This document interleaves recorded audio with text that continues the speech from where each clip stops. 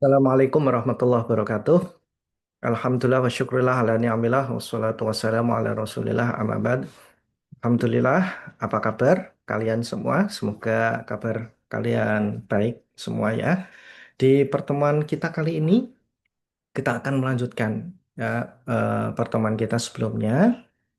Dan pada kali ini kita akan membahas lebih lanjut terkait dengan ideal atau professional teacher. Ya, seperti kita ketahui di pertemuan sebelumnya bahwa peran guru itu sangat sangat krusial ya, sangat krusial, sangat penting sekali ya.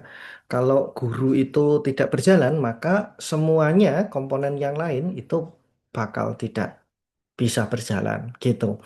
Nah, seperti apa? Oke, saya akan share screen professional teacher. Oke, sudah terlihat ya. Baik. Nah, latar belakang. Jadi, keberhasilan pembelajaran bahasa ini sangat dipengaruhi oleh kualitas gurunya. Jadi, tidak hanya di pembelajaran bahasa, semua pembelajaran itu tergantung gurunya. Guru profesional bukan hanya penyampai materi, tetapi juga fasilitator, motivator, dan teladan, gitu kan. Maka di pertemuan sebelumnya saya menyampaikan sebelum ya kita mendisiplinkan murid kita, guru itu kita harus disiplin, gitu kan. Nah, itu dalam konteks manajemen kelas, guru ideal memiliki peran penting dalam membangun suasana belajar yang kondusif dan inspiratif. Jadi yang pegang kuncinya ada di guru, gitu ya. Ya, ada di guru, komponen-komponennya apa saja kemarin ada guru, ya murid, ya dan lain sebagainya ya. Tapi yang paling penting adalah guru itu sendiri. Oke, well, selanjutnya. Nah, karakteristik guru profesional itu seperti apa sih? Ya, yang pertama, jelas dia harus menguasai kompetensi pedagogik, profesional, sosial, dan kepribadian. Loh, ini guru itu harus memiliki kemampuan macam-macam ya ternyata ya guru itu ya. Ya, kemampuan psikologis, pedagogis ya, profesional, sosial ya. Ini macam-macam kumpul blek tumblek blek jadi satu gitu ya. Oke. Yang kedua adalah konsisten dalam menerapkan kedisiplinan, integritas dan etika akademik. Jadi nggak boleh yang namanya guru itu apa namanya telat tanpa alasan, nggak boleh ya. Muridnya sudah datang jam 7 ya, kelas dimulai, muridnya sudah pada datang, gurunya datangnya setengah 8 atau gurunya terlambat 5 menit saja, itu sudah terlambat ya. Kalau memang harus terlambat, sampaikan ke siswa Anda kenapa terlambat gitu. Itu menerapkan disiplin. Kemudian cara berpakaian itu juga mencerminkan perilaku, begitu ya. Jadi guru itu ya outfitnya harus harus seperti guru, nggak boleh guru yang namanya guru itu pakai kaos oblong ya. Eh, oke, pakai celana jeans ketat gitu ya, nggak boleh gitu. Oke. Nah, kemudian sudah pakai outfit yang bagus, ya rambutnya ora arian gitu kan. Nah, itu juga nggak disiplin gitu, nggak rapi gitu kan. Harus sisiran ya. Kalau kalau bagus lagi itu dikasih minyak rambut ya. Udah gitu ya.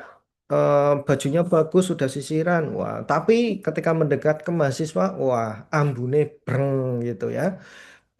Ya, bau ketek gitu kan. Nah, itu juga harus dijaga, ya. Pakailah deodoran gitu, ya. Biar kalau interaksi dengan mahasiswa, mahasiswa juga nyaman dengan siswanya gitu, ya. Oke, itu teman-teman semua. Jadi punya integritas dan etika akademik dan itu harus inline, harus konsisten teman-teman semua, gitu ya.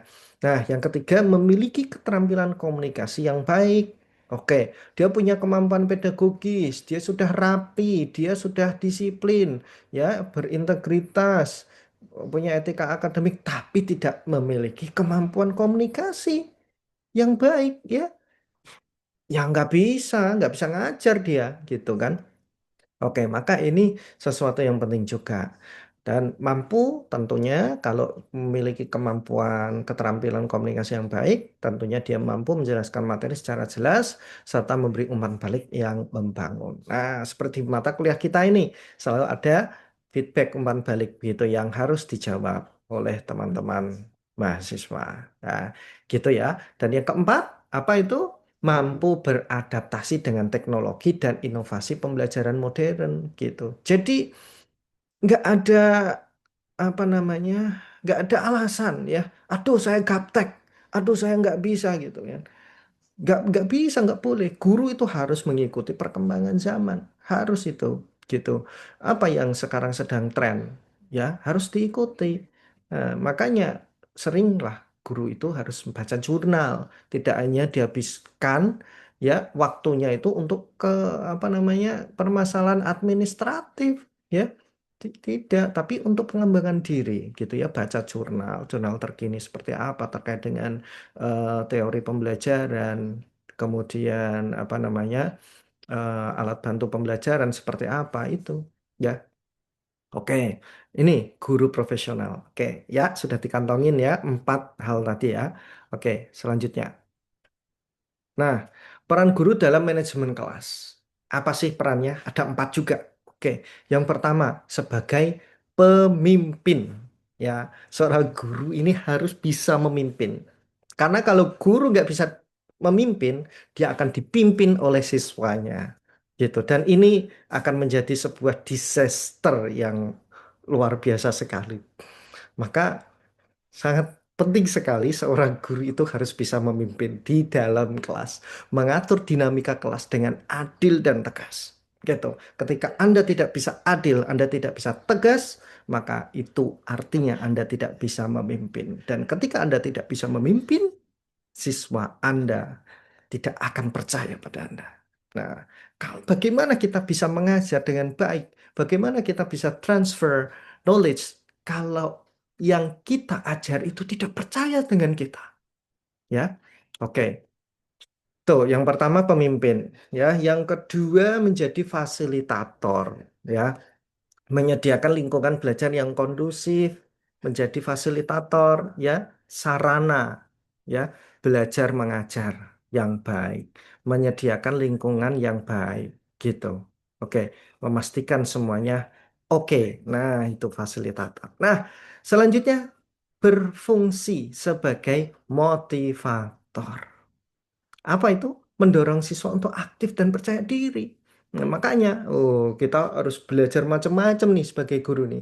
Harusnya ini jadi guru itu profesi yang mahal harusnya ya.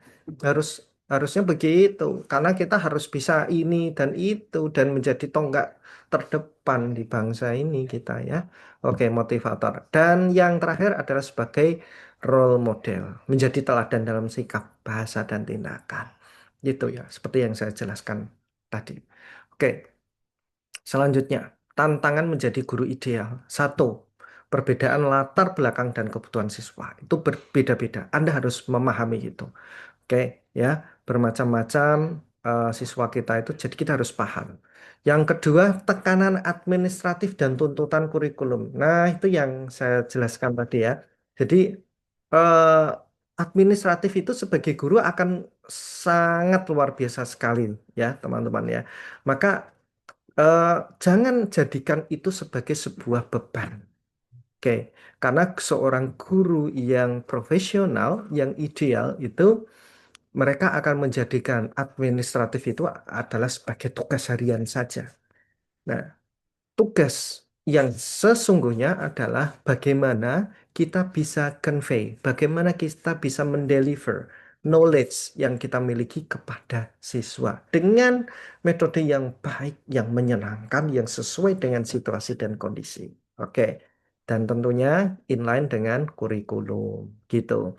Nah, selanjutnya yang ketiga, menjaga profesionalisme di tengah keterbatasan fasilitas. Jadi tidak bisa kita jadikan alasan, aduh saya ngajar di tempat terpencil, saya ngajar di tempat yang mepet sawah begitu ya, di tengah sawah misalkan nggak ada internet, nggak ada apa.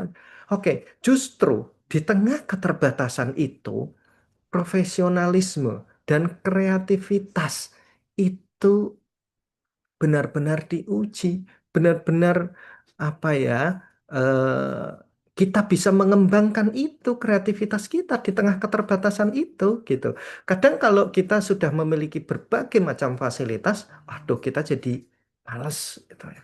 Tapi kalau di tengah apa keterbatasan itu biasanya biasanya itu rasa semangatnya harusnya menggebu-gebu gitu, harusnya berlipat-lipat gitu teman-teman ya. Oke, jadi tolong jangan dijadikan alasan kalau misalkan kalian nanti mengajar di tempat yang minim dengan fasilitas. Oke. Dan yang keempat, keseimbangan antara peran akademik, sosial, dan personal. Ya, oke. Kalian setuju nggak? Kalau seorang guru itu di dalam kelas, oke, menggunakan outfit guru, ya. Tapi ketika di luar kelas, misalkan dia sudah apa namanya di ranah personal gitu, misalkan dia belanja ke mall gitu, bolehkah dia tidak memakai outfit guru, menanggalkan baju keguruannya? Boleh nggak?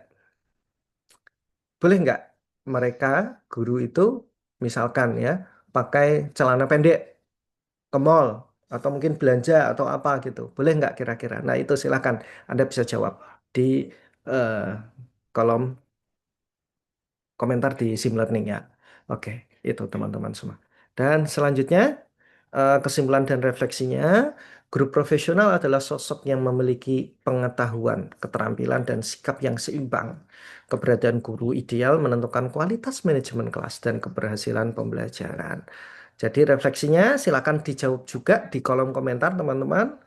Silahkan kalian jawab guru ideal seperti apa yang pernah menginspirasi Anda dan mengapa gitu ya. Mungkin dulu ketika diajar ya, waktu di SD, SMP, SMA atau mungkin saat kursus ya, eh, menemukan guru yang ideal ya. Seperti apa itu guru ideal dan kenapa gitu. Oke, kalian bisa jawab di kolom komentar sim learning. Oke, I think that's all untuk pertemuan kita kali ini. Insya Allah kita akan lanjutkan di pertemuan kita yang akan datang, teman-teman semua. Insya Allah kita sambung lagi. Walafuminkum. Wassalamualaikum warahmatullahi wabarakatuh.